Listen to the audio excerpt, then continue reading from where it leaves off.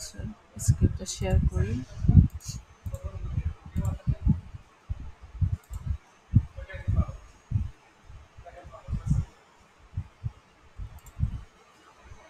দেখা যাচ্ছে মনিটর স্ক্রিনটা?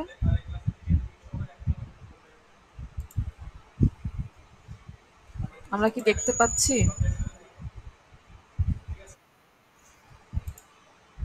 ঠিক আছে। তো আমি শুরু করছি। নতুন চ্যাপ্টার শুরু করছি আজকে আমরা, যে চ্যাপ্টারের নাম হচ্ছে সিস্টেম অফ লিনিয়ার ইকুয়েশনস। তো এই চ্যাপ্টারে আমরা কি কি পড়বো সেটা প্রথমে রাখা হয়েছে এখানে। অ্যাট ফার্স্ট আমরা সিস্টেম অফ লিনিয়ার ইকুয়েশন সম্পর্কে ধারণা নিব। এরপর হচ্ছে এর ক্লাসিফিকেশন নিয়ে আলোচনা করব। Then system of linear equation solve করার জন্য বিভিন্ন মেথড রয়েছে, সেই মেথডগুলো দেখব।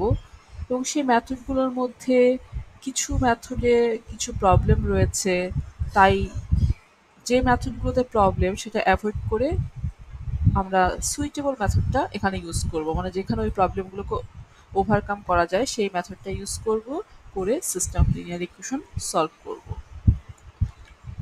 তো প্রথম স্লাইডে আসলে বেসিক কনসেপ্ট, প্রথম দুইটা স্লাইডে বেসিক কনসেপ্টটা আলোচনা করা হবে, ডিসকাস করা হবে।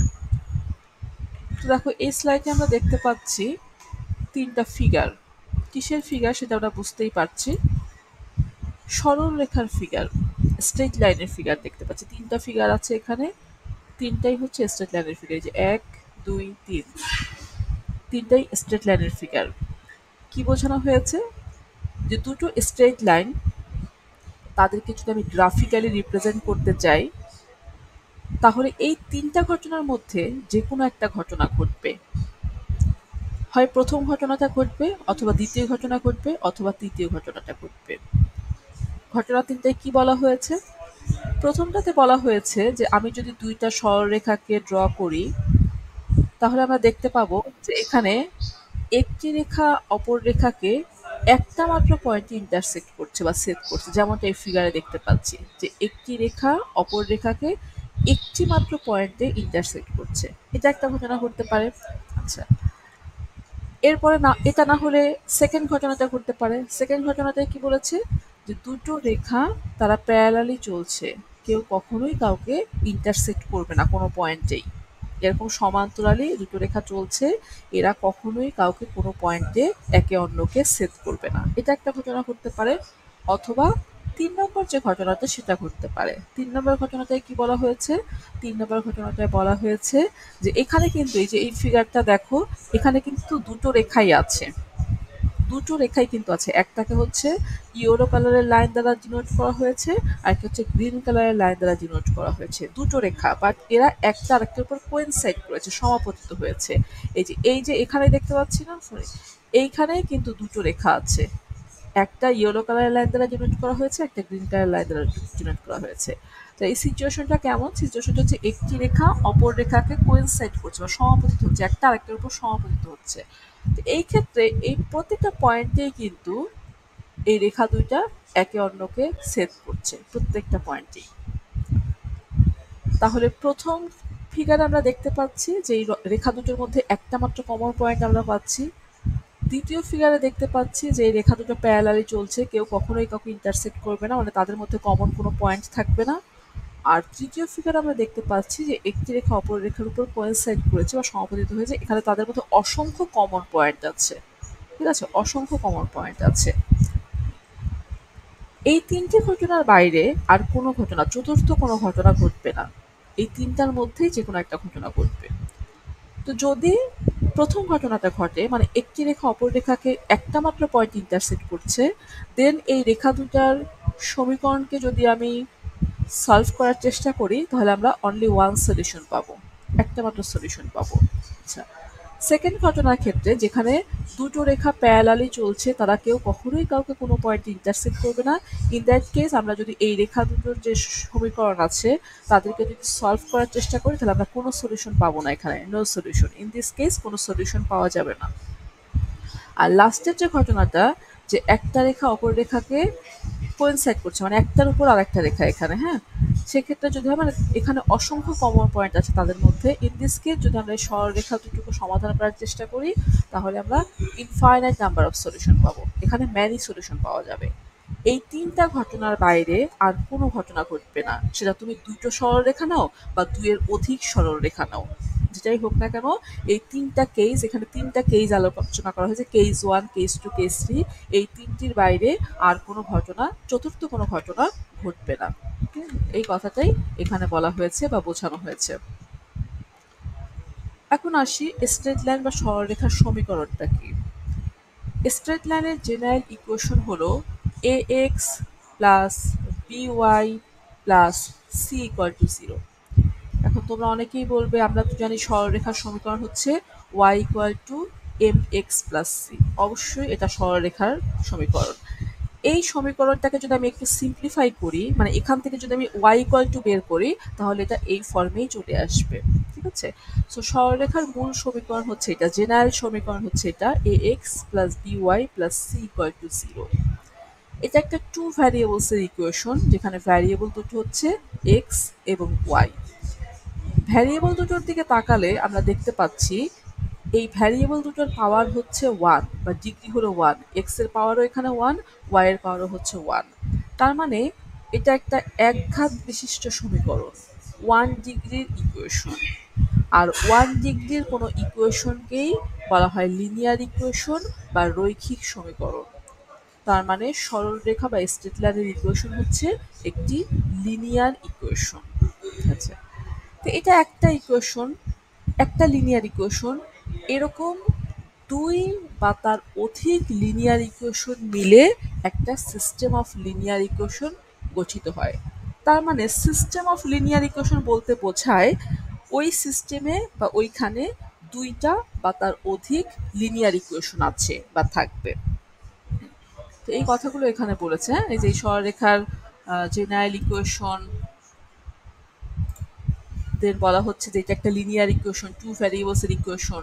এরকম ২ বা তার অধিক লিনিয়ার ইকুয়েশন মিলেই তোমার গঠিত হচ্ছে সিস্টেম অফ লিনিয়ার ইকুয়েশন। আমরা এই system of linear equation solve করা দেখব বা শিখব। তো এই সিস্টেম অফ লিনিয়ার ইকুয়েশন কিন্তু তোমরা আসলে সলভ করেছো, এটা তোমাদের কাছে নতুন কোনো টপিকস নয়। তোমরা কিন্তু দুটো মানে সরলরেখার সমীকরণকে সলভ করেছো। যেমন মনে করো দুটো ইকুয়েশন আছে, x plus 2y plus 3 equal to 0। মনে করো আরেকটা ইকুয়েশন আছে minus 3x plus y minus 4 equal to 0। এই দুটো ইকুয়েশন দুটোই কিন্তু লিনিয়ার ইকুয়েশন। এই দুটোকে সলভ করে এক্স এবং ওয়াই এর মান বের করা, এটা কিন্তু তোমরা পারো। বিভিন্ন মেথড আছে, অপনয়ন পদ্ধতি, প্রতিস্থাপন পদ্ধতি, এগুলো কিন্তু তোমরা করেছো। এটাও কিন্তু একটা সিস্টেম অফ লিনিয়ার ইকুয়েশন, যে সিস্টেমে ২টা লিনিয়ার ইকুয়েশন আছে। তাহলে এখন আমরা কি শিখবো? এখন আমরা সেম জিনিসটাই শিখবো। বাট তোমরা আগে ছোট ছিলা, তাই এই জিনিসটাও ছোট আকারে ছিল। ছোট আকারে ছিল বলতে হয়তো দুটো ইকুয়েশন ছিল, টু ভ্যারিয়েবলস এর ২টা ইকুয়েশন ছিল। আর এখন ভ্যারিয়েবল সংখ্যা বেশি হতে পারে, ২টা, ৩টা, ৪টা, ৫টা। যেমন এখানে এক্স, ওয়াই, তার সাথে জেড, টি, এস, আরো ৩টা ভ্যারিয়েবল থাকতে পারে। বা ২টা ইকুয়েশনের জায়গায় আরো বেশি ইকুয়েশন, ৩টা, ৪টা, ৫টা থাকতে পারে। মানে সিস্টেমটা বড় হবে সোজা কথা। সেই বড় সিস্টেমটাকে, মানে ওই ইকুয়েশনগুলোকে তুমি কিভাবে সলভ করতে পারো ইজিলি, সেটাই এখানে শেখানো হবে। তো কনসেপ্টটা তোমাদের কাছে আসলে মানে সিস্টেম অফ লিনিয়ার ইকুয়েশন, এটা কিন্তু ছোট পরিসরে তোমরা এর আগেও পড়েছো আর কি। এখন বড় পরিসরে করবে। তো এই সিস্টেম অফ লিনিয়ার ইকুয়েশন যেটা বলছিলাম, যে ওই সিস্টেমে ২টা বা তার অধিক লিনিয়ার ইকুয়েশন থাকবে। সেই ইকুয়েশনগুলোকে সলভ করলে ওই একটাই কথা, হয় তাদের মধ্যে একটা মাত্র কমন পয়েন্ট পাওয়া যাবে, অথবা তাদের মধ্যে অসংখ্য কমন পয়েন্ট পাওয়া যাবে, অথবা কোনো কমন পয়েন্টই পাওয়া যাবে না, কোনো সলিউশন পাওয়া যাবে না। তো দেখো এটাও একটা সিস্টেম অফ সরি, এটাও একটা লিনিয়ার ইকুয়েশন। একটু আগে আমি লিনিয়ার ইকুয়েশন আলোচনা করেছি স্ট্রেট লাইনে, যেটা সেটা ছিল টু ভ্যারিয়েবলস এর ইকুয়েশন। তো এখানে একটা জেনারেল ইকুয়েশন নিয়েছি যেখানে এন সংখ্যক ভ্যারিয়েবল আছে, এই যে x1, x2 up to xn। এখানে এন সংখ্যক ভ্যারিয়েবল আছে এবং প্রত্যেকটা ভ্যারিয়েবলের দিকে তাকালেই আমরা দেখতে পাচ্ছি ভ্যারিয়েবলগুলোর পাওয়ার হচ্ছে 1। তার মানে এটা একটা একঘাত বিশিষ্ট সমীকরণ বা রৈখিক সমীকরণ বা লিনিয়ার ইকুয়েশন। এইরকম লিনিয়ার ইকুয়েশন ২ বা তার অধিক নিয়েই গঠিত হচ্ছে সিস্টেম অফ লিনিয়ার ইকুয়েশন। বারবারই বলছি। সো আমি মনে করো এখানে সেম টাইপের m সংখ্যক লিনিয়ার ইকুয়েশন নিয়েছি। তো এই যে সিস্টেমটা, এই সিস্টেমটাই হচ্ছে সিস্টেম অফ লিনিয়ার ইকুয়েশন। এবং এই সিস্টেমটাকে যদি আমি সলভ করতে চাই, সিস্টেমটাকে সলভ করা মানে হচ্ছে এই ইকুয়েশনগুলোকে সলভ করা, মানে এই সিস্টেমে যতগুলো ইকুয়েশন রয়েছে তাদেরকে সলভ করে ভ্যারিয়েবলগুলোর মান বের করা। তো এটাকে সলভ করলে হয় তুমি ইউনিক সলিউশন পাবে, মানে অনলি ওয়ান সলিউশন পাবে, অথবা তুমি ম্যানি সলিউশন পাবে, অথবা কোনো সলিউশনই পাওয়া যাবে না। এই সিস্টেম অফ লিনিয়ার ইকুয়েশন প্রধানত দুই প্রকার, একটা হচ্ছে হোমোজিনিয়াস, আর একটা হচ্ছে নন হোমোজিনিয়াস। হোমোজিনিয়াস কখন হবে আর নন হোমোজিনিয়াস কখন হবে? এই সিস্টেমটাকে হোমোজিনিয়াস বলা হবে যদি এই সিস্টেমের প্রত্যেকটা ইকুয়েশনের রাইট হ্যান্ড সাইড জিরো হয়। মানে ওই সিস্টেমে, একটা সিস্টেমে যতগুলো লিনিয়ার ইকুয়েশন থাকবে প্রতিটা ইকুয়েশনেরই যদি রাইট হ্যান্ড সাইড জিরো হয়, লাইক দিস ওয়ান। দেখো এখানে এই যে সিস্টেম, এখানে যে এম সংখ্যক ইকুয়েশন আছে প্রত্যেকটা রাইট হ্যান্ড সাইড জিরো, তখন এই সিস্টেমটাকে বলা হচ্ছে homogeneous system, otherwise non homogeneous. Otherwise বলতে এই ইকুয়েশনগুলোর মধ্যে কোনো একটারও যদি রাইট হ্যান্ড সাইড জিরো ব্যতীত অন্য কোনো ভ্যালু আসে, তখন সেই সিস্টেমটাকে বলা হচ্ছে নন হোমোজিনিয়াস সিস্টেম। তাহলে হোমোজিনিয়াস কখন বলা হবে? যখন একটা সিস্টেমের প্রত্যেকটা ইকুয়েশনের রাইট হ্যান্ড সাইড জিরো, প্রত্যেকটা ইস ইকুয়েশন, একটা ইকুয়েশনেরও যদি রাইট হ্যান্ড সাইড জিরো ব্যতীত অন্য কোনো ভ্যালু আসে, তাহলে সেটা হবে নন হোমোজিনিয়াস সিস্টেম। এই সিস্টেম অফ লিনিয়ার ইকুয়েশন, এটা তো ইকুয়েশন আকারে আছে, এটাকে ম্যাট্রিক্স ফর্মেও লেখা যায়। এর ম্যাট্রিক্স ফর্মটা হচ্ছে a into X equal to B. A একটা ম্যাট্রিক্স, এক্স আর একটা ম্যাট্রিক্স, বি আর একটা ম্যাট্রিক্স, যেটা ইকুয়েশন থেকে গঠিত হবে। এই ম্যাট্রিক্সটা হচ্ছে কোএফিসিয়েন্ট ম্যাট্রিক্স। কোএফিসিয়েন্ট মানে সহগ, কোএফিসিয়েন্টের বাংলা হচ্ছে সহগ, আমরা সবাই জানি। তোমার তো এই যে এ ম্যাট্রিক্স এর যে রো গুলো গঠিত হবে সেটা আসবে এক একটা ইকুয়েশন থেকে। প্রথম রোটা আসবে প্রথম ইকুয়েশন থেকে। ফার্স্ট ইকুয়েশনের লেফট হ্যান্ড সাইডে ভ্যারিয়েবলগুলোর সাথে যে সহগগুলো রয়েছে, যেমন এক্স ওয়ান এর সহগ হচ্ছে এ ওয়ান ওয়ান, এক্স টু এর সহগ হচ্ছে এ ওয়ান টু, এভাবে করে এক্স এন এর সহগ হচ্ছে এ ওয়ান এন। এই সহগগুলো নিয়ে বা কোএফিসিয়েন্টগুলো নিয়ে এই এ ম্যাট্রিক্সের প্রথম রোটা গঠিত হবে A one one, A one two, up to A one N. একইভাবে বাকি রো গুলো বাকি ইকুয়েশন থেকে গঠিত হবে। দ্যাট মিনস সেকেন্ড রোটা আসবে সেকেন্ড ইকুয়েশন থেকে। সেকেন্ড ইকুয়েশনে ভ্যারিয়েবলের সাথে যে সহগগুলো রয়েছে সেই সহগগুলো নিয়ে সেকেন্ড রোটা গঠিত হবে। তাহলে এটা হবে হচ্ছে A two one, A two two, up to A two N. ঠিক একইভাবে এম নাম্বার রোটাও গঠিত হবে এই সহগগুলো নিয়ে, এই সহগগুলো নিয়ে গঠিত হবে। এটা হচ্ছে A M one, A M two, up to A M N. এই হলো এ ম্যাট্রিক্সটা, এই ম্যাট্রিক্সটা কোএফিসিয়েন্ট ম্যাট্রিক্স, যেগুলো হচ্ছে কোএফিসিয়েন্ট নিয়ে গঠিত হচ্ছে। আচ্ছা, এরপরে এক্স ম্যাট্রিক্স হচ্ছে সলিউশন ম্যাট্রিক্স বা আননোন ম্যাট্রিক্স। সোজা কথা এইটা গঠিত হবে হচ্ছে ভ্যারিয়েবলগুলো নিয়ে। ওই সিস্টেমে যে ভ্যারিয়েবলগুলো থাকবে সেই ভ্যারিয়েবলগুলো নিয়ে এক্স ম্যাট্রিক্সটা গঠিত হবে। তো আমার এই সিস্টেমের ভ্যারিয়েবল হচ্ছে x one, x two, up to x n, n সংখ্যক ভ্যারিয়েবল। সো এদেরকে কলাম আকারে লিখতে হবে x one, x two, up to x n. তাহলে এক্স ম্যাট্রিক্সটা হচ্ছে ভ্যারিয়েবলগুলো নিয়ে যে ম্যাট্রিক্সটা সেটা। আর বি ম্যাট্রিক্সটা হচ্ছে প্রতিটা ইকুয়েশনের রাইট হ্যান্ড সাইডে যে কনস্ট্যান্ট টার্মটা আছে সেগুলো নিয়ে যে ম্যাট্রিক্সটা গঠিত হচ্ছে, কনস্ট্যান্ট কলাম ম্যাট্রিক্স। তাহলে কি দেখো B one, B two, up to B M. তাহলে B one, B two, up to B M. এই হলো বি ম্যাট্রিক্স। আর এই হচ্ছে সিস্টেম অফ লিনিয়ার ইকুয়েশনের matrix form A into X equal to B, A into X equal to B. আমরা ম্যাট্রিক্সের multiplication শিখেছি। তুমি যদি এই ম্যাট্রিক্সটা আর এই ম্যাট্রিক্সটাকে গুণ করো, দেন দিস ইকুয়ালস টু মানে this equals to this matrix করো, তাহলে দেখবে এক একটা ইকুয়েশন গঠিত হয়ে যাবে। সোজা কথা এখান থেকে তুমি আবার এই ইকুয়েশনগুলোই ফেরত পাবে। এই ম্যাট্রিক্স থেকে তুমি আবার এই ইকুয়েশনগুলোই ফেরত পাবে। এই দুটোকে যদি গুণ করো, এই ম্যাট্রিক্স দুটোকে গুণ করে দিস ইকুয়ালস টু যদি দিস ম্যাট্রিক্স লিখো, তাহলে ম্যাট্রিক্সের এক একটা রো থেকে তুমি এক একটা ইকুয়েশনই আবার গঠন করতে পারবে। তাহলে এটা হচ্ছে এই সিস্টেম অফ লিনিয়ার ইকুয়েশনের ম্যাট্রিক্স ফর্ম। তো সিস্টেম অফ লিনিয়ার ইকুয়েশনের ক্লাসিফিকেশন একটু আগে যদিও মানে মূল ক্লাসিফিকেশন আলোচনা করেছি, বাট এখানে ডিটেইলে আলোচনা করা হবে। একটু আগে আমরা জেনেছি যে সিস্টেম অফ লিনিয়ার ইকুয়েশন মূলত দুই প্রকার, একটা হচ্ছে হোমোজিনিয়াস আর একটা হচ্ছে নন হোমোজিনিয়াস। হোমোজিনিয়াস কখন হবে? যখন ওই সিস্টেমের প্রত্যেকটা ইকুয়েশনের রাইট হ্যান্ড সাইড জিরো হবে, otherwise non homogeneous. For example মনে করো x plus two y plus z equal to zero, 2x minus 3y plus 4z equal to 0, then 3x plus 5y minus z equal to 0. আমি তিনটা equation এখানে নিয়েছি, তিনটাই linear equation, এবং এই তিনটা ইকুয়েশন নিয়ে যে সিস্টেমটা সেটাকে বলা হচ্ছে system of linear equation.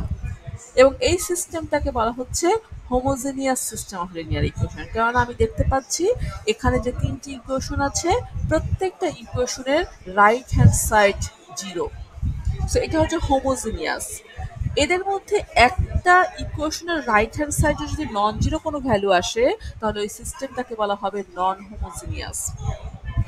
System যদি হোমোজেনিয়াস হয় তবে ওই সিস্টেমের একটা সলিউশন অবশ্যই থাকবে, একটা সলিউশন অবশ্যই থাকবে। মানে তুমি যদি এই সিস্টেমটাকে এখন সলভ করো, এই তিনটা ইকুয়েশনকে যদি সলভ করো, সলভ করে যদি সলিউশন বের করো, that means x y z এর মান বের করো, তো আমি এটুকু বলতে পারি যে একটা সলিউশনের অবশ্যই আছে, আর সেই সলিউশনটা হচ্ছে 0 0 0।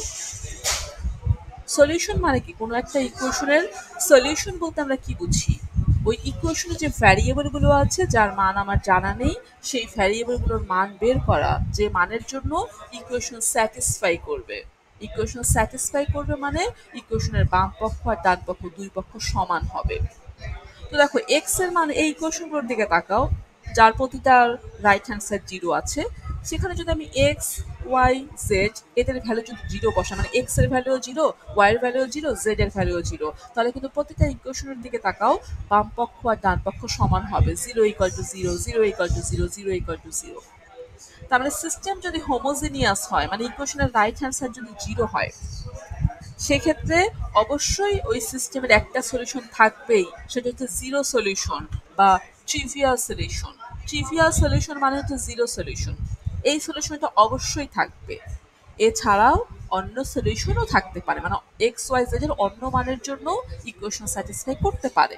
তাই বলছে যে অনেক সলিউশনও থাকতে পারে, ম্যানি সলিউশনও থাকতে পারে, বাট একটা সলিউশন অবশ্যই থাকবে, সেটা হচ্ছে জিরো সলিউশন। কখন? যখন সিস্টেমটা হোমোজিনিয়াস হবে। বাট সিস্টেম যদি নন হোমোজিনিয়াস হয়, মানে এই ইকুয়েশনের রাইট হ্যান্ড সাইড যদি জিরো ব্যতীত নন জিরো কোনো ভ্যালু হয়, তবে কিন্তু তুমি বলতে পারবে না যে সেখানে সলিউশন থাকবেই। সেক্ষেত্রে সলিউশন পেতেও পারো তুমি, নাও পেতে পারো। এই যে সলিউশন পেতেও পারো বা নাও পেতে পারো, এর উপর বেস করে এই নন হোমোজেনিয়াস সিস্টেমকে দুই ভাগে ভাগ করা হয়েছে। একটা হচ্ছে কনসিস্টেন্ট আর একটা হলো ইনকনসিস্টেন্ট। কনসিস্টেন্ট মানে হচ্ছে সলিউশন আছে, একটা সিস্টেম কনসিস্টেন্ট বলতে বোঝায় যে ওই সিস্টেমে সলিউশন এক্সিস্ট করছে, সলিউশন পাওয়া যাবে, সেটা এক বা একাধিক যাই হোক না কেন। আর ইনকনসিস্টেন্ট মানে হচ্ছে সলিউশন নেই, সলিউশন ডাজ নট এক্সিস্ট, ওই সিস্টেমের কোনো সলিউশন নেই, তাহলে সেই সিস্টেমটাকে বলা হচ্ছে ইনকনসিস্টেন্ট। এখন সিস্টেম যদি কনসিস্টেন্ট হয়, মানে সলিউশন যদি এক্সিস্ট করে, তাহলে তো বললাম যে এক বা একাধিক সলিউশন তুমি পেতে পারো, একটা সলিউশন পেতে পারো অনলি ওয়ান, অথবা একের অধিক সলিউশন তুমি পেতে পারো। তাহলে এর উপর বেস করে, মানে তুমি কয়টা সলিউশন পাবে তার উপর বেস করে এই কনসিস্টেন্ট সিস্টেমকে দুই ভাগে ভাগ করা হচ্ছে। একটাকে বলা হচ্ছে ইউনিক, সিস্টেমটা ইউনিক মানে বোঝাচ্ছে সেখানে অনলি ওয়ান সলিউশন পাবে।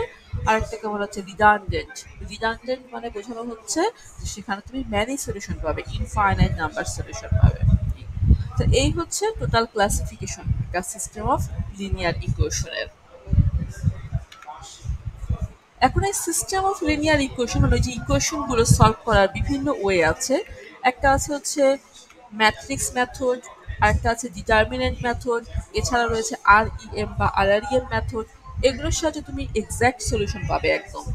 এছাড়াও কিছু কম্পিউটার বেসড মেথডও রয়েছে যার সাহায্যে তুমি অ্যাপ্রক্সিমেট সলিউশন পেতে পারো। আমি এখানে একটা প্রবলেম সলভ করেছি এই মেথডের সাহায্যে। জাস্ট সেটা একটু আলোচনা করব এবং আমরা বুঝবো বা বোঝার চেষ্টা করব যে এই মেথডের ডিমেরিটসটা কি, এই মেথডের প্রবলেম কোথায়, সেটা আমরা বোঝার চেষ্টা করব। কেন এই মেথড ইউজ না করে আমরা অন্য মেথড ইউজ করব। সো দেখো, একটা সিস্টেম অফ লিনিয়ার ইকুয়েশন এখানে দেওয়া আছে, দেখতেই পাচ্ছি যে সিস্টেমে তিনটা লিনিয়ার ইকুয়েশন আছে এবং ভ্যারিয়েবল আছে তিনটা, ভ্যারিয়েবল তিনটা হচ্ছে এ, বি, সি।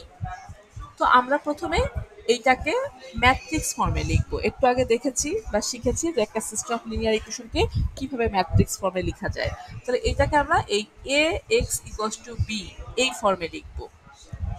বলো তো এ ম্যাট্রিক্সটা কি হবে আমার এখানে,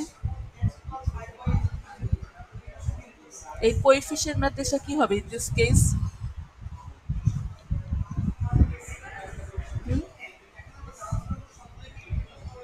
এই ম্যাট্রিক্সের প্রথম রোটা কি হবে এই ম্যাট্রিক্সের? -5 +3 -6, সেকেন্ড রো 4 -3 8, আর থার্ড রো 8 5 0। এগুলো সব এসেছে আমার যে ভ্যারিয়েবল গুলো আছে এ বি সি তাদের সহগ নিয়ে গঠিত হয়েছে। লাস্টের ইকুয়েশনে দেখো এ আছে যার সহগ 8, বি আছে যার সহগ 5, সি নেই, ভ্যারিয়েবলটা নেই মানে তার সহগ হচ্ছে 0, দ্যাটস ওয়াই 8 5 0। তাহলে এই হচ্ছে এ ম্যাট্রিক্স। আচ্ছা, এক্স ম্যাট্রিক্সটা কি হবে আমার এখানে? হ্যাঁ, তার মানে সোজা কথা ভ্যারিয়েবল গুলো নিয়ে যেটা হচ্ছে এ বি সি কলাম আকারে লিখতে হবে এই। আর বি ম্যাট্রিক্সটা কি হবে? 17 9 -2 এই। তাহলে এটাকে এখন এই ফর্মে লিখবো, A matrix into X matrix equal to B matrix, এই ফর্মে লিখে ফেলবো। তো লিখলাম, মানে এটাকে ম্যাট্রিক্স ফর্মে লিখলাম। এখন এখান থেকে আসলে আমরা কার মান বের করতে চাই, আমাদের উদ্দেশ্য কি, কার ভ্যালু বের করা আমাদের উদ্দেশ্য? এক্স এর। হ্যাঁ, আমরা যেহেতু এই সিস্টেমটাকে সলভ করা মানে হচ্ছে এখানে যে ভ্যারিয়েবল আছে এ বি সি তার মান বের করা। সো তার মানে আমাকে এই ম্যাট্রিক্সটা, দ্যাট মিনস এই এক্স ম্যাট্রিক্সের মান বের করতে হবে। তো তোমরা দেখে থাকবে আমরা যখন কোনো কিছুর মান বের করি, যার মান বের করি তাকে একটা সাইডে রাখি আর সমস্ত কিছুকে অপর পাশে পাঠিয়ে দিই, এটাই কিন্তু করি। দেখো, মনে করো যে 2x minus 3y plus 2 equal to 0, এখান থেকে আমি চাচ্ছি x ইকুয়াল টু হোয়াট, এখান থেকে। তাহলে সেক্ষেত্রে আমরা কি করি, 2x ইকুয়ালস টু বাকিগুলোকে ওই পাশে পাঠিয়ে দিই 3y minus 2 and then x equals to, আমি চাচ্ছি x ইকুয়ালস টু কত, তো x equals to 3y minus 2 by 2। সোজা কথা বোঝাতে চাচ্ছি আমরা যার ভ্যালু বের করতে চাই সেটা এক সাইডে রাখি এবং তার সাথে যদি অন্য কোনো কিছু যোগ বা বিয়োগ বা গুণ বা ভাগ আকারে থাকে সেটাকে সব কিছুকে অপর সাইডে পাঠিয়ে দিই। তো আমরা যেহেতু এখানে এক্স ম্যাট্রিক্সের মান বের করতে চাচ্ছি, এক্স ম্যাট্রিক্সটাকে শুধু এক পাশে রাখবো বা এক সাইডে রাখবো আর বাকি সব কিছুকে অন্য সাইডে পাঠিয়ে দিব। দ্যাট মিনস এই এক্স ম্যাট্রিক্সের সাথে যে এ ম্যাট্রিক্সটা রয়েছে সেই এ ম্যাট্রিক্সটা এখান থেকে আমি সরাতে চাচ্ছি বা সরাতে হবে। তো ম্যাট্রিক্সের ক্ষেত্রে এটা যেভাবে সরানোর নিয়ম সেটা হচ্ছে আমি উভয় পক্ষকে এ ইনভার্স দ্বারা মাল্টিপ্লাই করছি, বোথ সাইডকে আমি এ ইনভার্স দ্বারা মাল্টিপ্লাই করছি। আচ্ছা, আমরা ইনভার্স করার সময় পড়েছিলাম বা শিখেছিলাম কোনো একটা ম্যাট্রিক্সকে যদি তার ইনভার্স ম্যাট্রিক্স দ্বারা মাল্টিপ্লাই করা হয় তাহলে পাওয়া যায় আইডেন্টিটি ম্যাট্রিক্স। একটা ম্যাট্রিক্সকে তার ইনভার্স ম্যাট্রিক্স দ্বারা মাল্টিপ্লাই করলে আইডেন্টিটি ম্যাট্রিক্স পাওয়া যায়। সেজন্য আই হলো এখানে I into x equals to A inverse B. আচ্ছা, আমাদের আরো জানতে হবে যে কোনো একটা ম্যাট্রিক্সকে যদি আইডেন্টিটি ম্যাট্রিক্স দ্বারা মাল্টিপ্লাই করা হয় তাহলে অ্যাজ এ রেজাল্ট হিসেবে ওই ম্যাট্রিক্সটাই পাওয়া যায়। যেমন এক্স ম্যাট্রিক্সকে আমি আইডেন্টিটি ম্যাট্রিক্সের সাথে মাল্টিপ্লাই করছি বলেই এক্স ম্যাট্রিক্সটাই পাওয়া যাবে, তাহলে হচ্ছে x equals to A inverse B. তো এই যে এক্সটাকে আলাদা করে ফেললাম আর সবকিছু অন্য পাশে পাঠিয়ে দিলাম। এখন আমাকে এ ইনভার্স বের করতে হবে, এ বলতে হচ্ছে এই ম্যাট্রিক্সটা যার ইনভার্স ম্যাট্রিক্স বের করতে হবে, দেন তার সাথে এই যে বি ম্যাট্রিক্সটা আছে সেটা মাল্টিপ্লাই করতে হবে, করে দিলে আমরা এ বি সি এর মান পেয়ে যাব। কাজটা করলে আমরা এবিসি এর মান পেয়ে যাব। তা আমি যেহেতু ইনভার্স ম্যাট্রিক্সও শিখিয়েছি, আবার ম্যাট্রিক্স মাল্টিপ্লিকেশনও শিখিয়েছি, দুটো আলাদা আলাদা চ্যাপ্টারে শিখিয়েছি। তো এখানে এগুলো কোনো কিছু আর ডিটেইল আলোচনা করা হবে না, বা কোনো ডিটেইল ক্যালকুলেশনও এখানে আমি রাখিনি। আমি সরাসরি শুধু রেজাল্টটা দেখিয়েছি যে এই ইনভার্স কত আসে আর তার সাথে বি ম্যাট্রিক্স মাল্টিপ্লাই করলে কি আসে। তো এ ইনভার্স আসে হচ্ছে এইটা, করে দেখতে পারো, এইটা আসবে এ ইনভার্স, এই ম্যাট্রিক্সটার ইনভার্স ম্যাট্রিক্স। তার সাথে এখন বি ম্যাট্রিক্স মানে এই ম্যাট্রিক্সটা মাল্টিপ্লাই করবো, যদি করো তাহলে তোমার আসবে হচ্ছে এই ম্যাট্রিক্সটা পাবে। সো এক্স ছিল, এক্স মানে হচ্ছে এই যে এই ম্যাট্রিক্সটা, so this matrix equal to পেয়েছে দিস ম্যাট্রিক্স। দুইটা ম্যাট্রিক্সকে ইকুয়াল তখনই আমরা বলি যখন তাদের করেসপন্ডিং উপাদানগুলো সমান হয়, মানে A equal to this value, B equal to this value, C equal to this value. এই যে দেখো, তাহলে আমি এ বি সি এর মান পেয়ে গিয়েছি, আমার যে সলিউশন সেটা আমরা পেয়ে গিয়েছি। এই মেথডটাকে বলা হচ্ছে ম্যাট্রিক্স মেথড, এবং এর সাহায্যে আমরা system of linear equation solve করলাম। কিন্তু এই মেথডের কিছু প্রবলেম আছে। বলতে পারবে একটা দুইটা প্রবলেম, বা একটা প্রবলেম, যে কি প্রবলেম আছে হতে পারে এই মেথডের সাহায্যে সলভ করতে গেলে? এর ডিমেরিটসটা কি এই মেথডের?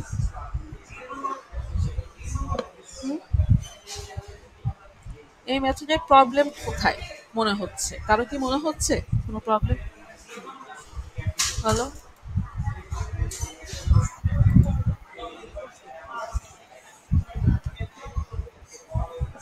কি করলে বের করা যায় না ইনভার্স?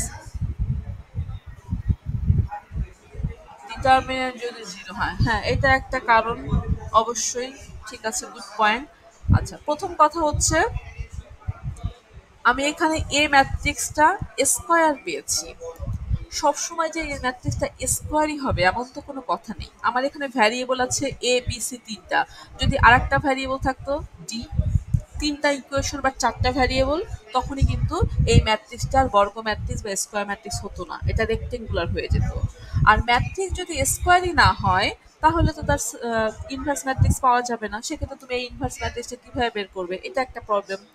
দ্বিতীয় প্রবলেম হচ্ছে ও যেটা বললো যে ম্যাট্রিক্স মনে করলাম স্কোয়ারই হলো, বাট সকল স্কোয়ার ম্যাট্রিক্সের তো ইনভার্স পাওয়া যায় না, যদি এর ডিটারমিনেন্ট জিরো হয়ে যায়। সোজা কথা, যদি এটা সিঙ্গুলার ম্যাট্রিক্স হয় তাহলে তো আমরা ইনভার্স ম্যাট্রিক্স পাবো না। ইনভার্স পেতে গেলে তো অবশ্যই নন সিঙ্গুলার হতে হবে। তো সেক্ষেত্রেও তো আমরা কি করতে পারছি না, ইনভার্স বের করতে পারছি না। আর ইনভার্সে যদি বের করতে না পারি তাহলে এই মেথড আমি কিভাবে ইউজ করবো, এটার সাহায্যে কিভাবে আমি সলিউশন বের করবো? আর এছাড়াও মনে করো আমি ইনভার্স বের করতে পারছি, এখানে যেমন বের করেছি এরকম বের করতে পারছি, বাট এই ম্যাট্রিক্সটা যদি, এটা তো 3/3 সাইজের আছে, এটা যদি আরো বড় আসে 4/4, 5/5, 6/6, সেক্ষেত্রে ইনভার্স ধরো বের করাও গেল, তাহলে তো সলিউশন তুমি পাবে, কিন্তু সেই ইনভার্স বের করাটা কিন্তু ম্যাট্রিক্স যত বড় হবে ইনভার্স বের করাটা কিন্তু আমাদের জন্য তত জটিল হয়ে যাবে, লেন্দি হবে এবং ডিফিকাল্ট হবে তোমার।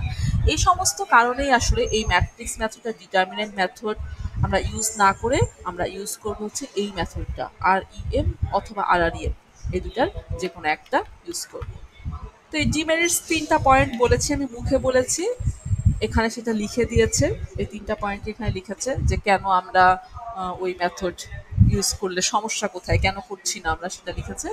এখানে যে সমস্যাগুলোর কথা বলা হয়েছে, এই সকল সমস্যাই আমি ওভারকাম করতে পারবো এই মেথডে এসে, REM বা RREM মেথডে এসে, যেটা ডিপেন্ড করছে কি ম্যাট্রিক্সের REF বা RREF এর উপরে, যেটা আমরা গত চ্যাপ্টারে শিখেছি। যে কোনো একটা করলেই হবে, ম্যাট্রিক্সের REF এর সাহায্যেও করা যায়, সলিউশন বের করা যায়, অথবা RREF এর সাহায্যে সলিউশন বের করা যায়।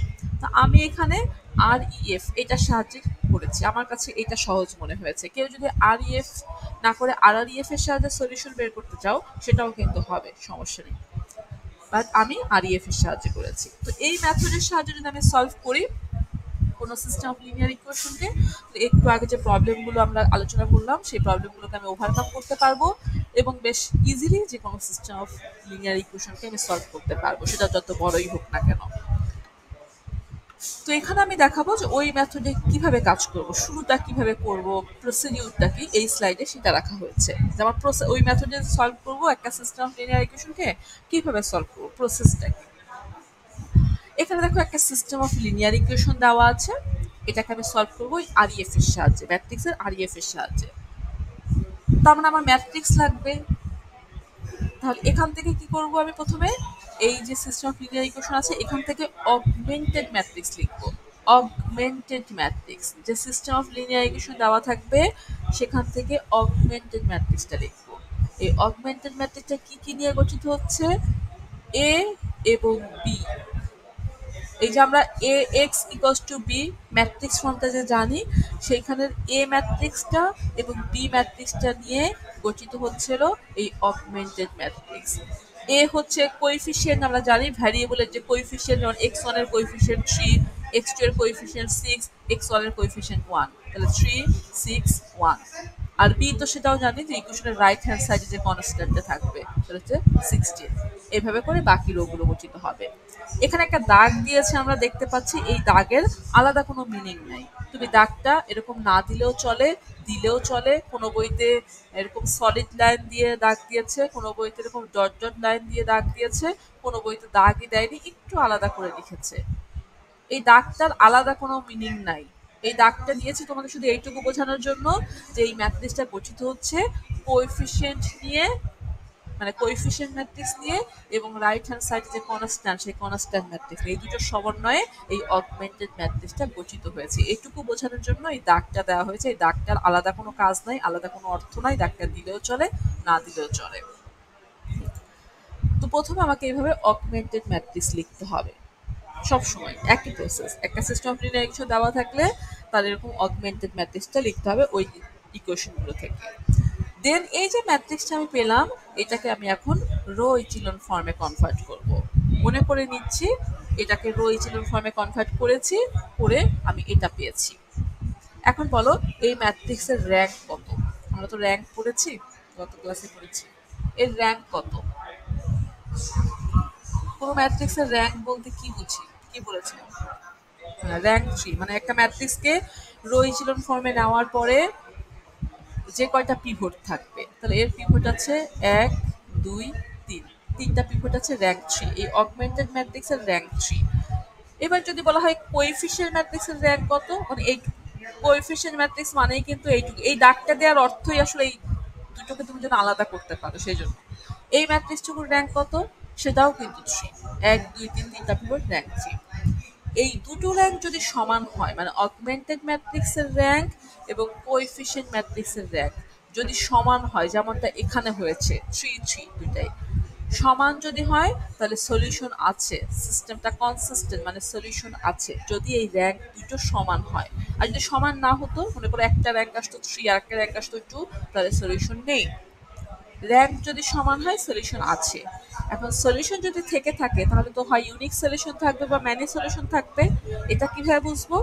এটা বোঝার জন্য দেখতে হবে যে আমার এই সিস্টেমে ভ্যারিয়েবল সংখ্যা কয়টা। আমার এই সিস্টেমে ভ্যারিয়েবল সংখ্যা 3টা, x1 x2 x3।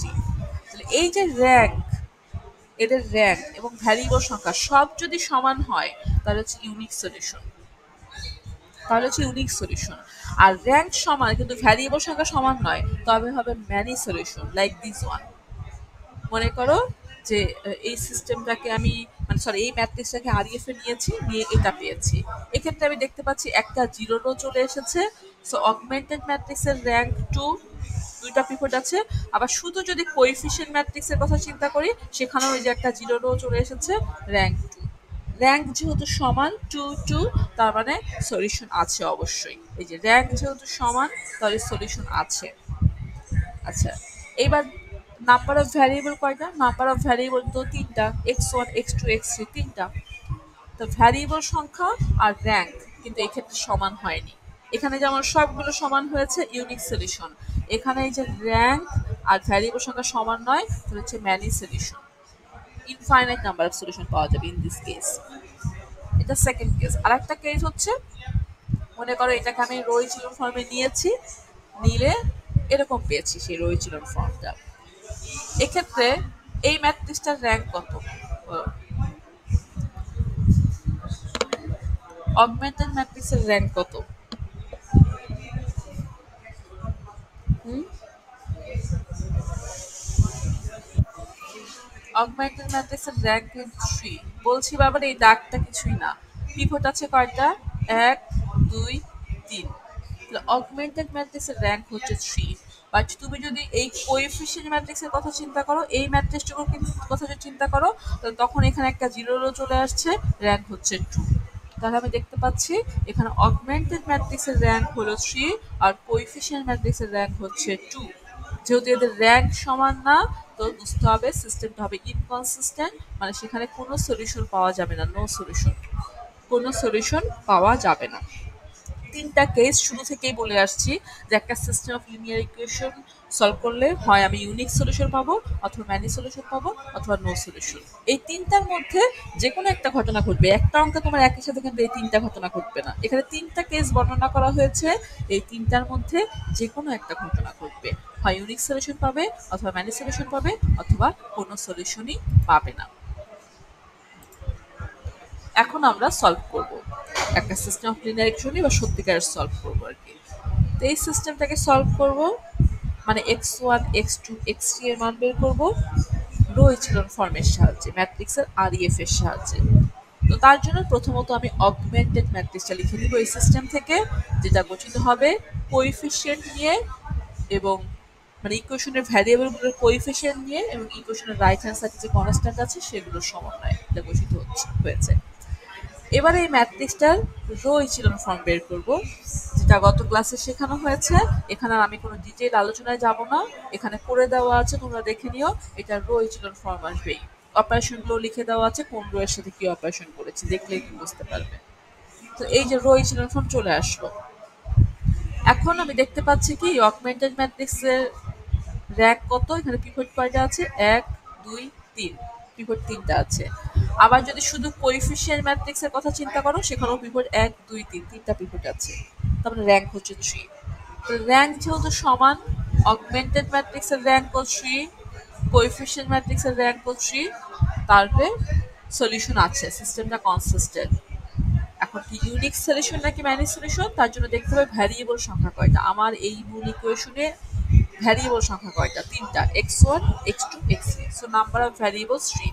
সবগুলো যেহেতু সমান হয়েছে, এদের র্যাঙ্ক এবং ভ্যারিয়েবল সংখ্যা, তার মানে হচ্ছে ইউনিক সলিউশন পাওয়া যাবে, ইউনিক সলিউশন পাওয়া যাবে। আচ্ছা, সলিউশন কি ইউনিক পাবো মানে একটা পাবো নাকি ম্যানি পাবো, এটা আরেকটা ওয়েতেও জানা যায়, সেটাও আমরা একটু দেখব। সেটা হচ্ছে ওই সিস্টেমে কোনো ফ্রি ভ্যারিয়েবল আছে কিনা আমাকে দেখতে হবে। যদি ফ্রি ভ্যারিয়েবল থাকে তাহলে ম্যানি সলিউশন, আর যদি কোনো ফ্রি ভ্যারিয়েবল না থাকে তাহলে হচ্ছে ইউনিক সলিউশন। ফ্রি ভ্যারিয়েবল কিভাবে ক্যালকুলেট করব, নাম্বার অফ ভ্যারিয়েবলস, মানে একদম ফান্ডামেন্টালি শুরুতে সিস্টেমে যে কয়টা ভ্যারিয়েবল আছে সেখান থেকে পিভট আমরা বিয়োগ করব। এই সিস্টেমে আমার ভ্যারিয়েবল আছে তিনটা, x1 x2 x3, এবং এটাকে এই যে অগমেন্টেড ম্যাট্রিক্সটাকে আরিএফ এ নেওয়ার পরে যে পিভট, পিভট সংখ্যাও তিনটা, 1 2 3, তাহলে 3 মাইনাস 3 0। এখানে কোনো ফ্রি ভ্যারিয়েবল নেই, যেহেতু ফ্রি ভ্যারিয়েবল নেই তাহলে ইউনিক সলিউশন। আর যদি ফ্রি ভ্যারিয়েবল থাকতো এক বা একাধিক, তাহলে ম্যানি সলিউশন হতো। তো আমি এই ফ্রি ভ্যারিয়েবলের সংখ্যা দেখেও বলতে পারবো সিস্টেমটা কি তোমার ইউনিক সলিউশন পাওয়া যাবে নাকি ম্যানি সলিউশন পাওয়া যাবে। এখন আমরা সেই সলিউশন বের করবো, আমরা যে ইউনিক সলিউশন পাবো, একটা সলিউশন পাবো, সেটা বের করবো, মানে x1 x2 x3 এর মান বের করবো বাই ব্যাক সাবস্টিটিউশন। আচ্ছা, এখন দেখো একটু খেয়াল করো, আমাদের প্রথমে ইকুয়েশন ছিল, ইকুয়েশন থেকে কি করেছিলাম, ম্যাট্রিক্স লিখেছিলাম। এবার আমি রিভার্সে কাজ করব, ম্যাট্রিক্স আছে, এই ম্যাট্রিক্স থেকে এক একটা ইকুয়েশন গঠন করব।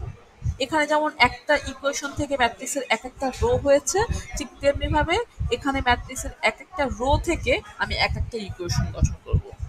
বলছি কি by back substitution, back substitution মানে আমরা শেষ থেকে শুরু করব, পেছন থেকে শুরু করব। তার মানে আমরা প্রথমে 3 নাম্বার রোটা থেকে কাজ শুরু করব, প্রথমে 3, তারপর 2, তারপর 1, এইভাবে কাজ করব। থার্ড যে রোটা আছে সেই রোটাকে আমি ইকুয়েশন আকারে লিখবো। তাহলে এখানে দেখো 0 0 7, এটুকু কি কোএফিসিয়েন্ট, কিন্তু ভ্যারিয়েবলের কোএফিসিয়েন্ট। প্রথমটা হচ্ছে প্রথম ভ্যারিয়েবলের কোএফিসিয়েন্ট, সেকেন্ড এলিমেন্টটা সেকেন্ড ভ্যারিয়েবলের কোএফিসিয়েন্ট, এবং থার্ড এলিমেন্টটা থার্ড ভ্যারিয়েবলের কোএফিসিয়েন্ট। আর এই যে 7, এই যে 7, এই 7টা হচ্ছে ইকুয়েশনের রাইট হ্যান্ড সাইডের কনস্ট্যান্টটা। তার মানে এই থার্ড রোটা থেকে আমি যদি ইকুয়েশন লিখি, তাহলে ইকুয়েশনটা দাঁড়াবে এরকম, 0 into x1 plus 0 into x two plus 7 into x three equal to 7। এই যে 0 0 7, 0 হচ্ছে এক্স ওয়ানের সহগ, তাহলে 0 ইন্টু এক্স ওয়ান। এই যে হচ্ছে এক্স টু এর সহগ, 0 ইন্টু এক্স টু। এই 7 হচ্ছে এক্স থ্রি এর সহগ, 7 into x three equal two right hand সাইডের কনস্ট্যান্ট 7। এখন দেখো এখান থেকে আমি এক্স থ্রি এর মান পেয়ে যাচ্ছি। এটা 0, এটাও 0, তাহলে আমার থাকছে 7 এক্স থ্রি ইকুয়াল টু 7। তাহলে আমার বের হলো এক্স থ্রি ইকুয়াল টু 1। একটা ভ্যারিয়েবলের মান পেয়ে গেছি আমি, এক্স থ্রি ইকুয়াল টু 1। এইভাবে বাকি দুইটা রো থেকে আমি বাকি দুটো ভ্যারিয়েবলের মান পেয়ে যাব। এবার আসবো সেকেন্ড রোতে। ঠিক একইভাবে সেকেন্ড রো থেকেও আমি আরেকটা ইকুয়েশন গঠন করব। 0 3 5, তাহলে 0 into x one plus 3 into x two plus 5 into x three equal to এই যে 32। রাইট হ্যান্ড সাইডের কনস্ট্যান্ট 32, 32। এটা 0, তাহলে থাকছে 3 into x two, 3 into x two plus এখানে আছে 5 into x three, 5 into x three, x three এর মানেই যে 1 পেয়েছি সেটা বসাবো। So 5 into 1 equal to 32। এটা যদি ক্যালকুলেশন করলে এক্স টু এর মান পেয়ে যাবে। ক্যালকুলেশন করো এবং আমাকে বলো যে মান কত আসছে এক্স টু। 5 একে 5, এপাশে এটাকে ওই পাশে পাঠিয়ে দাও, 32 থেকে বিয়োগ করো, দেন যেটা পাবে সেটাকে 3 দিয়ে ভাগ করে দাও, তাহলে তো এক্স টু এর মান পেয়ে যাবে। এক্স টু এর মান আসবে 9, তাহলে এক্স টু এর মান বের হয়ে গেল 9। ঠিক একইভাবে এবার প্রথম রোটা থেকে ইকুয়েশন গঠন করব। প্রথম রো এর কোএফিসিয়েন্ট গুলো কি কি আছে? 3 6 1, তাহলে 3 into x one plus 6 into x two plus 1 into x three, that is x three equal to 16, 16। তাহলে 3 into x one plus 6 into x two, x two এর মান পেয়েছি 9, সো 6 ইন্টু 9 প্লাস আছে এক্স থ্রি, এক্স থ্রি মান হচ্ছে 1, so 1 equal to 16। Calculation করো, করে আমাকে জানাও যে এক্স ওয়ান এর মান কত আসছে।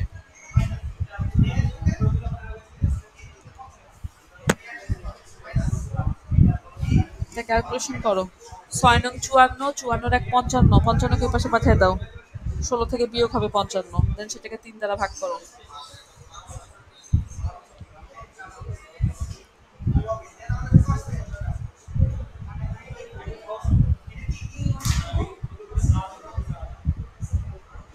এতক্ষণ লাগে?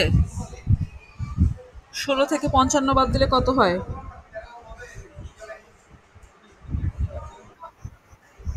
-39, আর -39 কে 3 দিয়ে ভাগ করলে কত হয়? তাহলে এতক্ষণ সময় লাগলে হবে -13। তাহলে দেখো সলিউশন বের হয়ে গেছে, x one x two x থ্রির মান বের হয়ে গেছে, মানে আমার সলিউশন বের হয়ে গেছে। তুমি যদি এই এই যে ইকুয়েশন গুলো আছে এখানে যদি এক্স ওয়ান এর মান যেটা বের হয়েছে -13, এক্স টু এর মান বের হয়েছে 9, আর এক্স থ্রি এর মান বের হয়েছে 1, এটা যদি বসাও, বসালে দেখবে প্রতিটা ইকুয়েশনের বাম পক্ষ আর ডান পক্ষ সমান হবে। বাম পক্ষ আর ডান পক্ষ সমান হওয়া মানে স্যাটিসফাই করছে, মানে এইগুলো ঠিক আছে।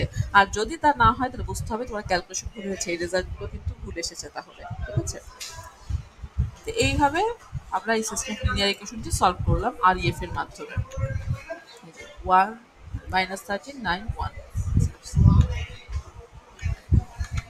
আমরা একই ওয়েতে আরেকটা system of linear equation solve করি। তো যে দেওয়া আছে, প্রথমত কি করতে হবে, একই প্রসেস সব জায়গায়। প্রথমত অগমেন্টেড ম্যাট্রিক্স লিখতে হবে। বলো তো অগমেন্টেড ম্যাট্রিক্সের প্রথম রোটা কি হবে? এখানে ফার্স্ট রোটা বলো কি হবে? 2 -4 6 8, পরেরটা হবে 3 2 1 4, তারপর হবে -1 2 -3 -4। এক্স্যাক্টলি এই হচ্ছে অগমেন্টেড ম্যাট্রিক্স। এটাকে এখন রো ইচেলন ফর্মে কনভার্ট করতে হবে। এটা খুবই ইজি, একবারেই হয়ে গেছে রো ইচেলন ফর্ম। এই দুটো অপারেশন করেছে একই সাথে, করলে এই যে রো ইচেলন ফর্ম চলে আসছে। এখন এই রো ইচেলন ফর্মে আমরা কি দেখতে পাচ্ছি বলতো? এখানে অগমেন্টেড ম্যাট্রিক্সের র্যাঙ্ক কত?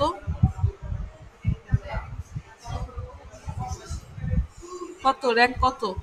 এই ম্যাট্রিক্সটার র্যাঙ্ক কত? কয়টা পিভট আছে এই ম্যাট্রিক্সে? দুইটা, দুইটা। অগমেন্টেড ম্যাট্রিক্সের র্যাঙ্ক 2, আবার যদি শুধু এই কোএফিসিয়েন্ট ম্যাট্রিক্স দেখি আমরা, তাহলেও এখানে এই যে একটা 0 রো আছে, তাহলে র্যাঙ্ক যেহেতু সমান 2 2, তার মানে হচ্ছে সলিউশন আছে। এখন বলো ইউনিক সলিউশন আছে নাকি ম্যানি সলিউশন আছে? কেন? পিভট তো দুইটা, আর টোটাল ভ্যারিয়েবল তিনটা। এক্স্যাক্টলি। এখানে র্যাঙ্ক হচ্ছে 2, অগমেন্টেড ম্যাট্রিক্সের র্যাঙ্ক 2, কোএফিসিয়েন্ট ম্যাট্রিক্সের র্যাঙ্ক 2। র্যাঙ্ক 2 বাট ভ্যারিয়েবল সংখ্যা হচ্ছে তিনটা, এক্স ওয়াই জেড, তিনটা ভ্যারিয়েবল। তার মানে এখানে ম্যানি সলিউশন আছে।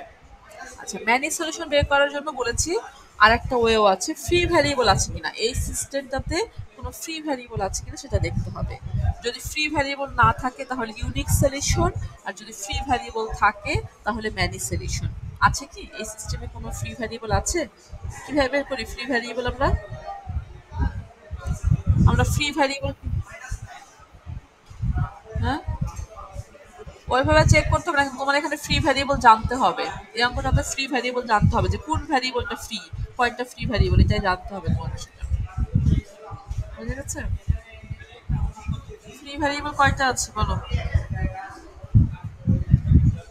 এখানে আমাকে তুমি চেক না করে দেখালেও চলবে, কিন্তু তোমার এইটুকু জানতে হবে যে এই অঙ্কে কয়টা ফ্রি ভ্যারিয়েবল আছে। প্রথম কথা আছে কিনা, যদি থাকে তাহলে কয়টা আছে, এবং ফ্রি ভ্যারিয়েবল কোনটা সেটা তোমাকে জানতে হবে।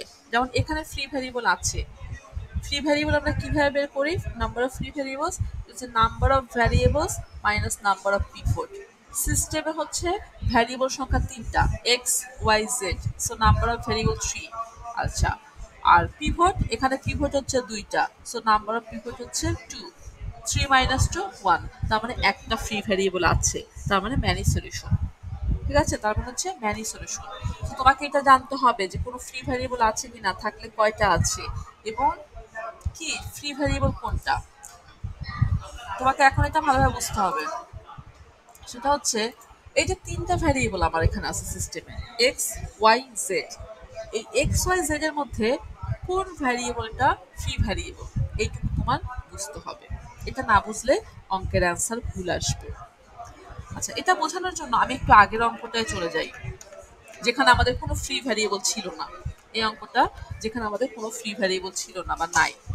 দেখো তো, এই যে আরইএফ যেটা পেয়েছি আমি, এটাকে এখান থেকে তো আমি আবার এক একটা ইকুয়েশন গঠন করেছি, তাই না? তো আমি যদি ইকুয়েশন গঠন করি, এক একটা রো থেকে যদি এক একটা ইকুয়েশন গঠন করি, তাহলে প্রথম রোটা থেকে আমার ইকুয়েশন এসেছিল এরকম 3x1 plus 6x2 plus x3 equal to 16। Second rota থেকে ইকুয়েশন এসেছিল x1 জিরো হয়ে যাচ্ছে, থাকছে 3x2 plus 5x3 equal to 32। এবং থার্ড রোটা থেকে ইকুয়েশনটা এরকম এসেছিল, এটা তো x1 জিরো হয়ে যাচ্ছে, x2 জিরো হয়ে যাচ্ছে, এখানে থাকছে 7x3 ইকুয়াল টু 7। দেখো, এটা কিন্তু একটা বিশেষ প্যাটার্নে আছে। কি প্যাটার্নে?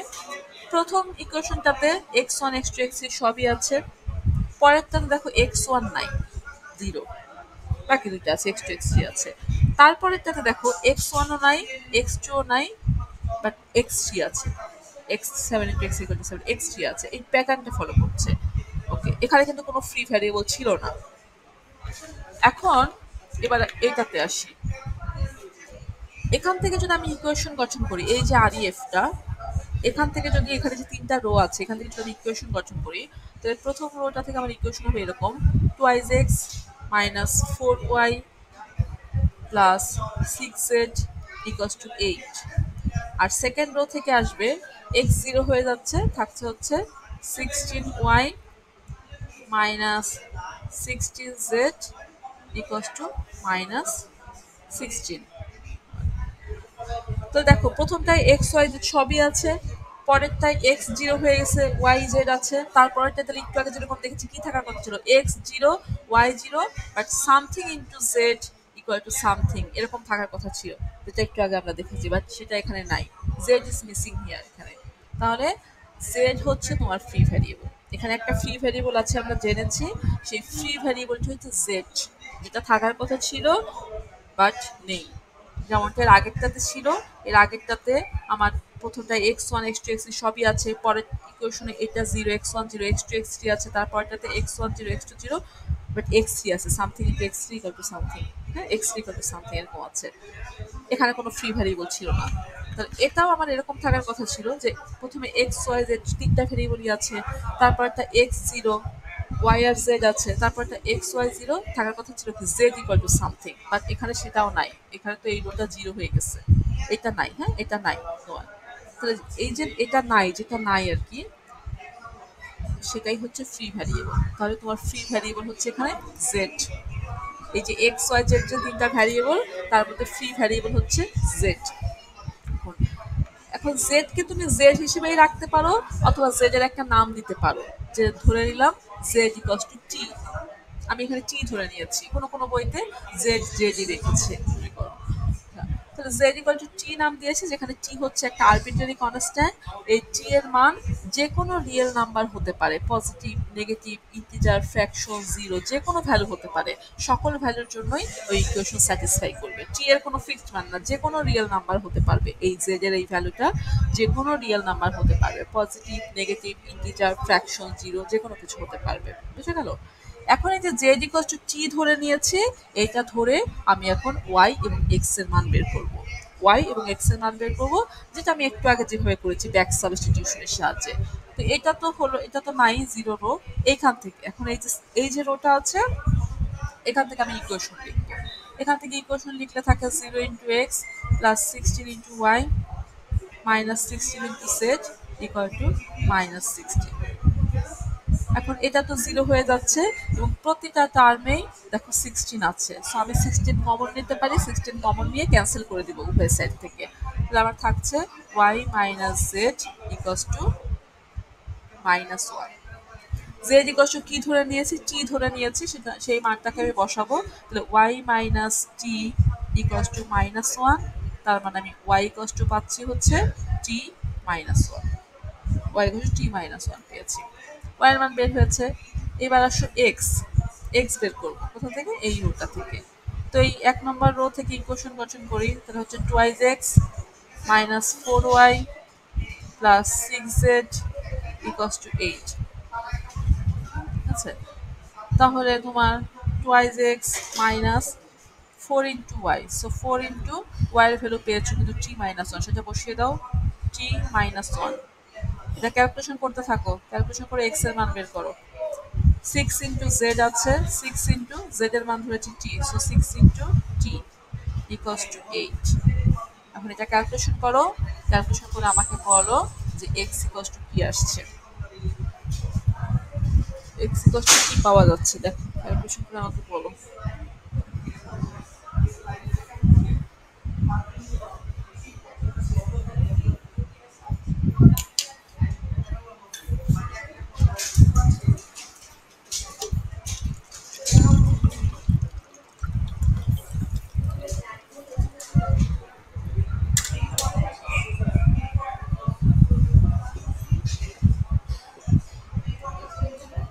করছো ক্যালকুলেশন?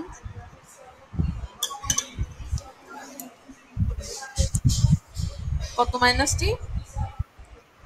টু মাইনাস টি, হ্যাঁ ঠিক আছে, হয়েছে। তাহলে এই হচ্ছে এটার সলিউশন। আমরা পেলাম হচ্ছে x equals to two minus t, z equals to T minus one, আর জেড ইকুয়ালস হচ্ছে টি। এই সলিউশনটাকে বলা হচ্ছে জেনারেল সলিউশন। এখানে তুমি টি এর মান যে কোনো ভ্যালু বসাতে পারো। মনে করো টি ইকুয়ালস টু যদি জিরো বসাও, তাহলে সেখান থেকে এক্স এর মান কি পাবে, two minus zero, that means two. Y এর মান কি পাবে, zero minus one, that means minus one. And z equals to যেহেতু টি, আর টি ইকুয়াল যেহেতু জিরো ধরে নিয়েছো, তাহলে জেড ইকুয়াল টু জিরো।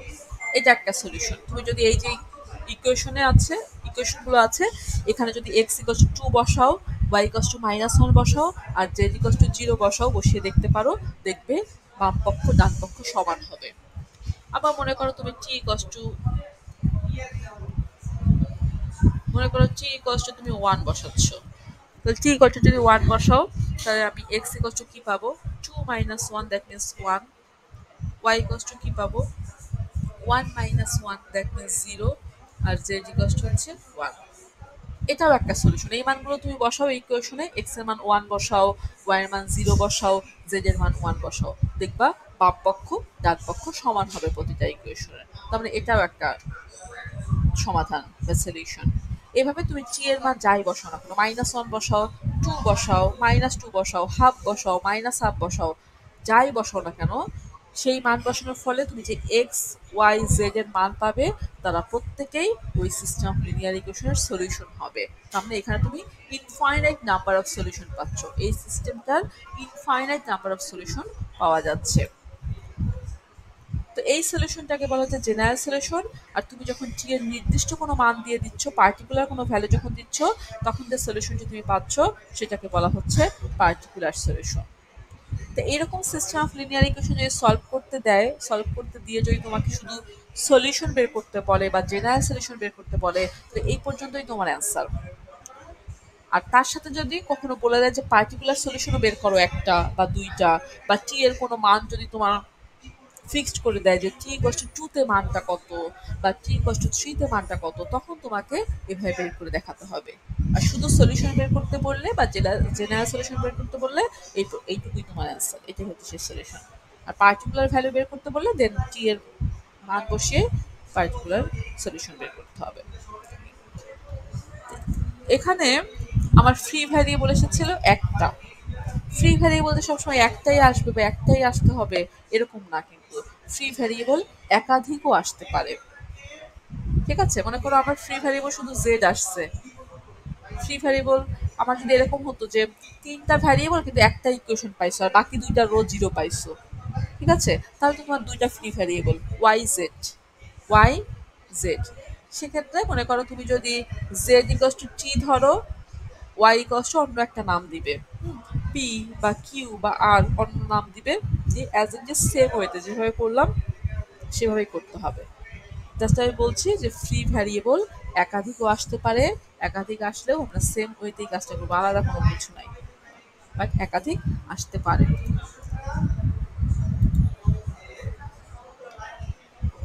তো ফাইনালি এটা একটা 2-3 লাইনের অঙ্ক। দেখতেই পাচ্ছি যে এখানে আসলে আমরা কোনো সলিউশন পাবো না, এই সিস্টেমটা হবে হচ্ছে ইনকনসিস্টেন্ট, কোনো সলিউশন পাওয়া যাবে না আর কি, নো সলিউশন। তো একইভাবে প্রথমত অগমেন্টেড ম্যাট্রিক্সটা লিখতে হবে, মানে এখানে যে সিস্টেম অফ লিনিয়ার ইকুয়েশন আছে সেখান থেকে অগমেন্টেড ম্যাট্রিক্সটা লিখতে হবে যেভাবে লিখি, দেন এই ম্যাট্রিক্সটাকে রো ইচেলন ফর্মে কনভার্ট করতে হবে। তো এইটা হবে এই ম্যাট্রিক্সের রো ইচেলন ফর্ম। এখন দেখো এর সলিউশন আছে কি নাই, মানে সিস্টেমটা কি কনসিস্টেন্ট নাকি ইনকনসিস্টেন্ট। এই ম্যাট্রিক্সটার র্যাঙ্ক কত, অগমেন্টেড ম্যাট্রিক্সের র্যাঙ্ক কত, 3। হ্যাঁ, এই যে পিভট আর এই যে পিভট, তাহলে অগমেন্টেড ম্যাট্রিক্সের র্যাঙ্ক হচ্ছে 3। আর কোএফিশিয়েন্ট ম্যাট্রিক্সের র্যাঙ্ক কত, এই ম্যাট্রিক্সটার র্যাঙ্ক কত, এই ম্যাট্রিক্সের র্যাঙ্ক এখানে কিন্তু একটা জিরো রো চলে আসছে, এর র্যাঙ্ক হচ্ছে 2। তাহলে র্যাঙ্ক সমান হলো না। আমি আগেই বলেছি র্যাঙ্ক যদি সমান না হয় তাহলে সলিউশন পাওয়া যাবে না, সিস্টেমটা ইনকনসিস্টেন্ট হবে। তো এখানে যেহেতু র্যাঙ্ক সমান হয়নি তাহলে সিস্টেমটা ইনকনসিস্টেন্ট, কোনো সলিউশন পাওয়া যাবে না। এছাড়াও তুমি একটু খেয়াল করলে দেখবে যে তুমি যদি সলিউশন বের করতে যাইতা, মনে করো সরাসরি ধরো সলিউশন বের করতে গেলাম এগুলো না দেখে টেখে, তাহলেও দেখতে পাচ্ছি যে আমি যে ওই যে ব্যাক সাবস্টিটিউশনের সাহায্যে সলভ করছিলাম, যেভাবে করেছি 1 নম্বর অঙ্কটা বলো 2 নম্বর অঙ্কটা বলো যেভাবে করেছি, সেভাবে যদি করতে যাই ব্যাক সাবস্টিটিউশনের সাহায্যে সলভ করতে যাই, তাহলে কি 3 নম্বর রো থেকে একটা ইকুয়েশন গঠন করতে হবে আমাকে। তো 3 নম্বর রো থেকে যদি ইকুয়েশন গঠন করি তাহলে সেটা হবে এরকম: 0 × x1 plus 0 × x2 plus 0 × x3 equals to 3। এই যে এই তিনটাই জিরো, যেটা হচ্ছে কিনা ভ্যারিয়েবল তিনটা সহ, আর এটা হচ্ছে রাইট হ্যান্ড সাইডের কনস্ট্যান্ট। তাহলে আমার আলটিমেটলি ইকুয়েশনটা দাঁড়াচ্ছে এরকম: 0 = 3, হুইচ ইজ ইম্পসিবল। সো এখান থেকে আমি বলতে পারছি যে সিস্টেমটা একটা ইনকনসিস্টেন্ট সিস্টেম, তার কোনো সলিউশন নাই। হ্যাঁ, কোনো সলিউশন পাওয়া যাবে না, এই সিস্টেমের কোনো সলিউশন নেই। তো তিনটা কেস, ইউনিক সলিউশন, ম্যানেজ সলিউশন আর হচ্ছে নো সলিউশন, তিনটা কেস তিনটা অঙ্ক দিয়ে দেখানো হলো। আমি এখানে যে সিস্টেম অফ লিনিয়ার ইকুয়েশনগুলো নিয়েছি, যে মানে সিস্টেম অফ লিনিয়ার ইকুয়েশন যেটা নিয়েছি সেটা ছিল নন হোমোজিনিয়াস। দেখতে পাচ্ছি এখানে right hand side non zero. System non homogeneous হোক বা হোমোজিনিয়াস হোক, মানে এগুলো যদি সব জিরো হতো, এগুলো যদি সব জিরো হয়ে যেত তখনই তো ওই সিস্টেমটাকে হোমোজিনিয়াস বলি আমরা। তো হোমোজিনিয়াস হোক আর নন হোমোজিনিয়াস হোক তখন এগুলো জিরো হবে। তখন সলিউশনটা মানে ক্যালকুলেশন করাটা আরো ইজি হবে, আরো সহজ হয়ে যাবে। বাট সেম ওয়েতে করবে, এটার জন্য আলাদা কোনো নিয়ম নাই। সেম ওয়েতেই আমি যেভাবে একটু আগে করেছি নন হোমোজিনিয়াসের ক্ষেত্রে যেভাবে করেছি, একইভাবে হোমোজিনিয়াসের ক্ষেত্রেও করব। বরং সিস্টেম যদি হোমোজিনিয়াস হয় মানে এই ভ্যালুগুলো যদি জিরো হতো তাহলে আমার ক্যালকুলেশন করতে আরো সহজ হতো। তাই আমি কোনো হোমোজিনিয়াস সিস্টেম দেখাইনি, এখানে সবগুলো নন হোমোজিনিয়াস সিস্টেমে সলভ করে দেখিয়েছি। কেননা নন হোমোজিনিয়াস আর হোমোজিনিয়াসের সলিউশন প্রসিডিউর সেম।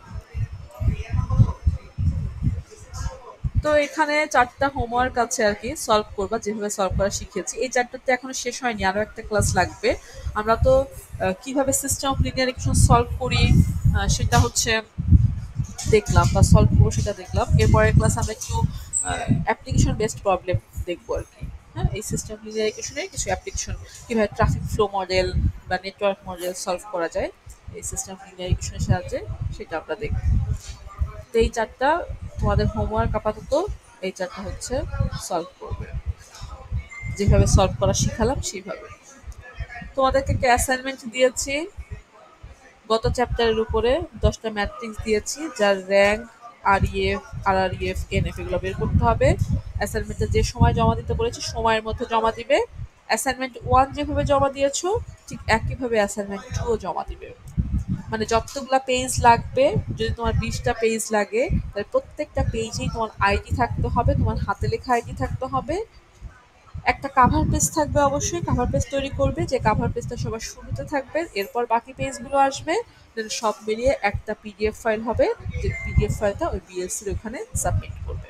যেখানে দিয়েছি অপশন সেখানে সাবমিট। বলো, কিছু বলছো?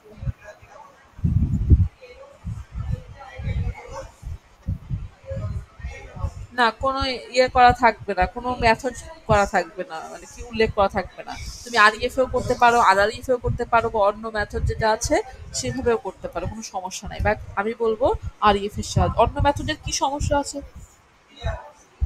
হ্যাঁ, হ্যাঁ, সব ম্যাথ আরইএফ এর সাহায্যে করলেই হচ্ছে। এটা আরইএফ এর সাহায্যে করা যায়। আবার আরইএফ না করে তুমি যদি আরআরইএফ বের করতে, একটা করে দেখতে পারো বাসায়, যে আমি এই ম্যাট্রিক্সটার আরইএফ বের করেছি। তোমরা আরইএফ এর পরে আরো করো কিছু স্টেপ, আরআরইএফ বের করো, তাহলে সলিউশন আসবে। সো আরইএফ এর সাহায্যেও করা যায়, আরআরইএফ এর সাহায্যেও করা যায়। যে কোনো একটা ওয়েতে করলেই হবে। আমি এখানে সবগুলো আরইএফ এর সাহায্যে করে দেখিয়েছি। যে কোনো একটা করলেই হবে, আরইএফ অথবা আরআরইএফ, যে কোনো একটা দিয়ে করলেই হবে। আর কারো কোনো কোশ্চেন?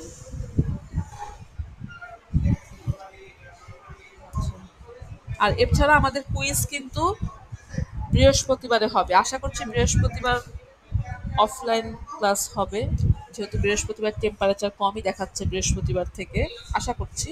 সো বৃহস্পতিবারে হচ্ছে কুইজ 3 আইগেন ভ্যালুর উপর, যেটা অনেক দিন থেকে আমি ডেট দিয়ে যাচ্ছি, অলরেডি 2বার ডেট দেওয়া হয়েছিল, এটা 3 নাম্বার ডেট চলছে। সেটা কিন্তু হবে এই বৃহস্পতিবার, মানে 2 তারিখ, আইগেন ভ্যালুর উপরে কুইজ 3। ঠিক আছে, তো এই চ্যাপ্টারে যদি শেষ হয়নি, আর একটা ক্লাস আছে, মানে যতটুকু আমি পড়ালাম আর কি, সেখানে যদি কারো কোনো কোশ্চেন থাকে তাহলে কোশ্চেন করতে পারি, আর না থাকলে তো